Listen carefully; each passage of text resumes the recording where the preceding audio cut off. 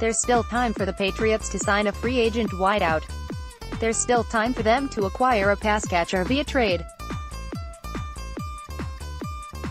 But what if they decide the best way to continue to build depth at the position around Julian Edelman is to dip into the draft? The Patriots have of course had their share of cracks at rookie receivers, using 16 picks to take wideouts with Bill Belichick at the helm.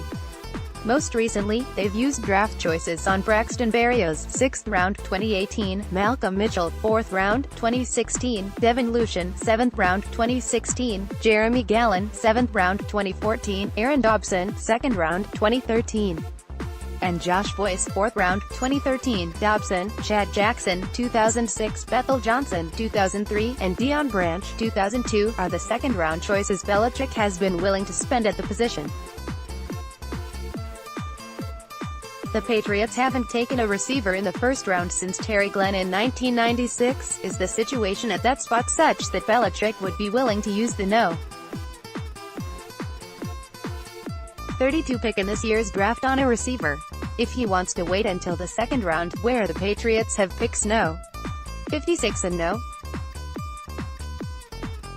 64, who may be there waiting for the call? What about free agency?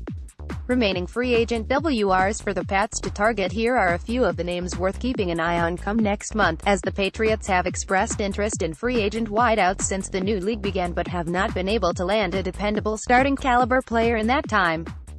With this list, we'll focus in on players who could potentially contribute inside, since it appears that's something for which the Patriots, given their interest in Adam Humphries and Golden Tate, are looking. Day 1 options. A.J. Brown, Ole Miss Brown, according to some experts, could be in the mix as the top receiver taken in this year's class. But if it's his teammate DK Metcalf who goes first, and if true, X options like N'Keal Harry go early, Brown could end up sliding. At 6 feet, 226 pounds, he'd certainly qualify as a big slot, but he can uncover with his size as well as his route running. He's not afraid to mix it up as a blocker, which the Patriots would appreciate, and he's aggressive enough to run through contact with the ball in his hands.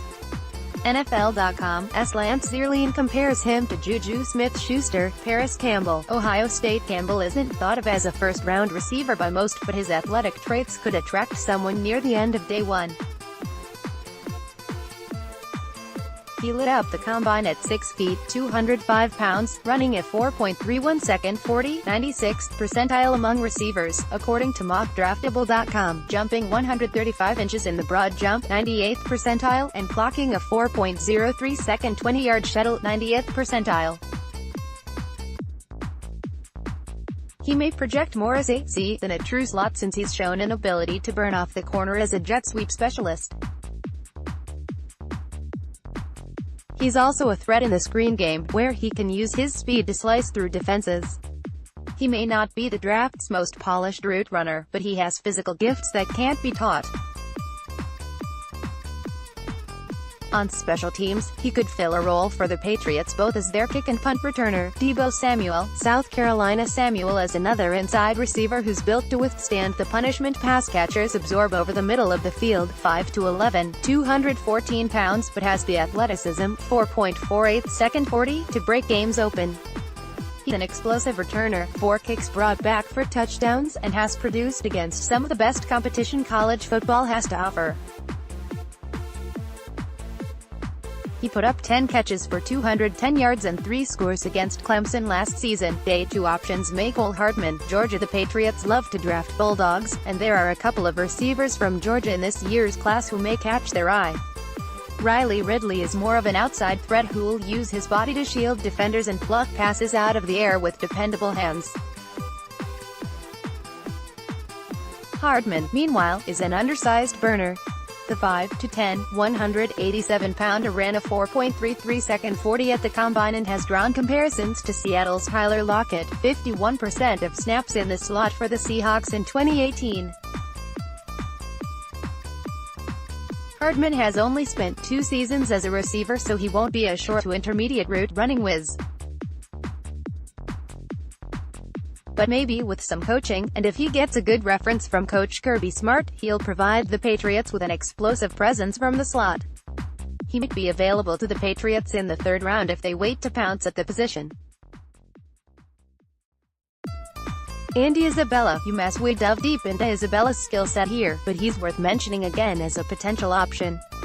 The fact that he was a down-the-field player at UMass 4.31 second 40, who's projected as a slot, he's admitted he's working on interior routes leading up to the draft, means he could have some versatility within offensive formations. That's something the Patriots typically like to see.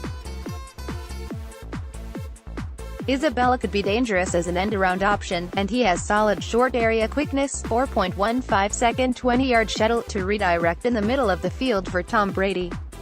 What about a trade? Potential WR trade targets for the Pats. Terry McLaurin, Ohio State. The Patriots haven't plucked players from the Urban Meyer tree in some time, but McLaurin would make sense as the next. He profiles as one of the best all-around athletes in the class at the position, 4.35 second 40, 37.5-inch vertical, and his top mock draftable.com comparisons include Chad Jackson, Bethel Johnson and Cordero Patterson. McLaurin got some experience working in the slot at Ohio State and showed reliable hands. He's also a potential core special teamer who has the size, speed and competitiveness to excel on fourth down. Day 3 options. Greg Dortch, Wake Forest. At 5'7", 173 pounds, Dortch isn't going to give the Patriots some of the inside-out versatility that they like. He worked out of the slot almost exclusively at Wake Forest, and his frame won't make him an imposing player in the run game as a blocker. But he's tough. He suffered a punctured small intestine while scoring against Louisville, stayed in the game, scored twice more, and then later that day had to be rushed to the hospital for emergency surgery. He returned 2 punts for scores last year and averaged 11.0 yards per return with 1 muff. Hunter Renfrow, Clemson. Renfrow has been projected as a Patriots fit since he was working the short to intermediate area for Clemson in the college football playoffs years ago. Surprise, surprise, he tested as a quick change of direction target at the Combine, 6.8 second 3-cone, 4.19 second 20-yard shuttle, who could be the next Danny Amendola as a slightly built slot. If the Patriots want to wait until day 3 to nab a slot option with experience performing under pressure, Renfrow could be their guy. Cody Thompson, Toledo. We had Thompson going off to the Patriots in a 7th-round mock draft earlier this offseason. Here's what we said at the time: quarterback turned receiver. Mac product. Possesses special teams value. 7th-round pick. Sound familiar? Thompson isn't going to be the next Julian Edelman, but he does have some intriguing qualities to work with. Because he doesn't have breakaway speed, 4.57 40, he might be a slot receiver even though his frame, 6'1", 205, makes him look like an X. Furthering his case for the slot would be his agility numbers, 6.87 3-cone, 4.03 short shuttle, and his willingness to block. Thompson has experience as a returner and has blocked 3 punts in his college career, meaning there might be a spot for him on the roster even if he doesn't contribute offensively. Click here to download the new My Teams app by NBC Sports. Receive comprehensive coverage of your teams and stream the Celtics easily on your device.